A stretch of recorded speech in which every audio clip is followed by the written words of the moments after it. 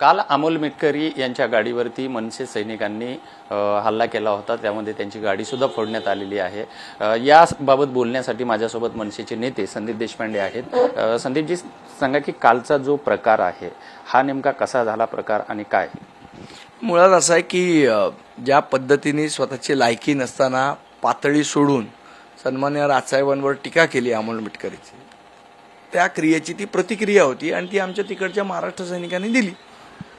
अमोल मिटकरीचं म्हणणं आहे की हा जो हल्ला आहे हा अतिशय क्रूरतेने हल्ला होता। त्या ठिकाणी हत्यारं होते, नंतर ॲसिड होतं, अशा अनेक गोष्टीतून हा हल्ला करण्यात आला आणि मला जीव मारण्याचा प्रयत्न करत होते ना। उद्या अमोल मिटकरी सांगेल की AK-47 घेऊन आले, ती दिसली तर पाहिजे ना व्हिडिओत। दिसते का कुठे ॲसिड दिसतंय का कुठे काय दिसतंय का काय दिसतंय? उगीच आमचे लोक झाडू घेऊन गेलेले मात्र मारायला त्याला, कारण त्याची लायकीच ती आहे म्हणून झाडूनी मारलं असेल त्याला। उगीच आपला ॲसिड उद्या सांगेल की बॉम्ब घेऊन गेलेले, AK-47 घेऊन आलेले। मूर्ख माणूस आहे, आपण जास्ती लक्ष देऊया नको त्याच्याकडे। ओएसिस फर्टिलिटीच्या तज्ञांनी IVF उपचार पद्धतीद्वारे 1 लाखांहून अधिक जोडप्यांना मातृत्व प्राप्तीचा आनंद दिला आहे। मोफत अपॉइंटमेंट बुक करण्यासाठी आजच संपर्क साधा। अमोल मिटकरीची जेव्हा हे हल्ला होण्याच्या अगोदर जे आपलं पक्षप्रमुख जे हे आपलं तिकडे जे निरीक्षक होते त्यांनी अधिकृत अशी बैठक घेऊन प्रत्येक म्हणजे त्या कार्यकर्त्यांना सांगितलं की तुम्ही त्यांच्यावर हल्ला काढा, दुसरी गोष्ट नाही केला तर आम्ही पदाधिकाऱ्यांना त्या पदावरून पाय उतार व्हावं लागेल असं आव्हान सुद्धा केलं। त्याच्यानंतर ही क्रियाला प्रतिक्रिया झाली। मला माहित नाही, मी काय ते बैठकीला उपस्थित नव्हतो। हे कुठनं आलंय मला कळत नाही, कोण सांगतं तुम्हाला आणि ते कोण बोललं आणि कोणी सांगितलं मला नाही माहिती आहे। आणि असं काही सांगून आमचे महाराष्ट्र सैनिक काही करत नाही, जे होतं ते आमच्याकडे उत्स्फूर्तपणे होतं। मग एकंदरीतच हे राष्ट्रवादी विरुद्ध मनसेचा हे नेमका टोकाला भूमिका का जात आहेत असं याच्यामध्ये काय होतं? मुळात तुम्ही पातळी सोडून तुमची लायकी नसताना टीका केली की ते होणारच, क्रियेला प्रतिक्रिया होणार। आम्ही पण काय हातात बांगड्या नाही भरल्यात। काल आदित्य ठाकरेंना ज्यावेळेस या संदर्भात बोलले तर त्यावेळेस जे वरळीचं जे प्रकरण झालं, वरळीच्या प्रकरणाचा नेमका काय आहे की ते काय प्रकार आहे? मुळात असं आहे की ते सांगतात की आमच्या म्हणजे त्या सिनियर सिटीजनना धक्काबुक्की झाली। आता ज्याला धक्काबुक्की झालेली व्हिडिओ दिसते तो माणसाचा मी तुम्हाला फोटो दाखवतो।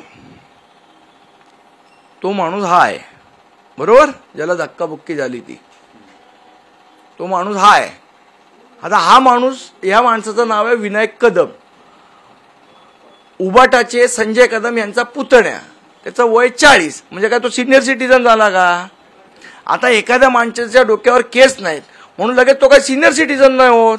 आता अनिल परबांच्या डोक्यावर केस नाहीत मग ते काय सिनियर सिटीजन झाले का? त्यामुळे उगाच खोटं नॅरेटिव्ह त्यांनी पसरवू नये। बरं, काल एक आमच्या गोरे काकांना कंप्लेंट द्यायला घेऊन गेले ते। आता गोरे काका काय म्हणतात बघा, या व्हिडिओमध्ये स्पष्टपणे सांगतात ते की मी तिथे उपस्थितच नव्हतो। जांभोळी मैदान वरळी येथील प्रकरणात धक्काबुक्की प्रसंगी जो प्रसंग झाला, अशा प्रसंग समयी मी स्वतः उपस्थित नव्हतो। मग तुम्ही का घेऊन गेले कंप्लेंट करायला त्यांना पोलीस स्टेशनला?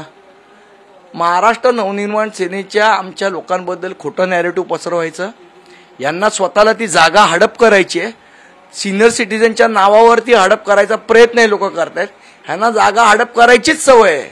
सन्माननीय हिंदू हृदय सम्राट बाळासाहेबांच्या नावावर महापौर बंगला हडप केलाय आणि आता त्या सिनियर सिटीजनच्या नावावर तुम्ही वरळीचं मैदान हडप करायचं, जांभोरी मैदान हडप करायचा प्रयत्न करताय। त्यामुळे हे हडपे आहेत, हे फुकटे आहेत, हे चोर आहेत। आदित्य ठाकरे बोलतोय की मला सुपारीबाज लोकांवरती बोलायचं नाही। तर तुम्ही कोण ठरवणार आहे? पहिली गोष्ट, कोण सुपारीबाज आणि काय? आणि व घेतली आम्ही सुपारी, जनतेची सुपारी आमच्याकडे, तुम्हाला घरी बसवायची सुपारी घेतली आहे, कारण तुम्ही काम करत नाही। तुम्ही वरळीच्या लोकांची कामं केली नाहीत, 4.5 वर्षात तुम्ही फिरकला नाहीत वरळीत।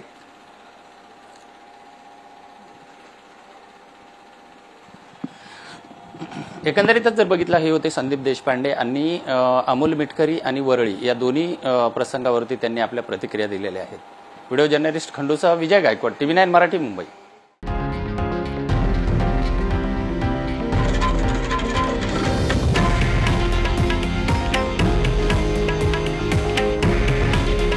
हे आहे देशातील नंबर 1 न्यूज नेटवर्क आणि आपण पाहत आहात TV9 मराठी.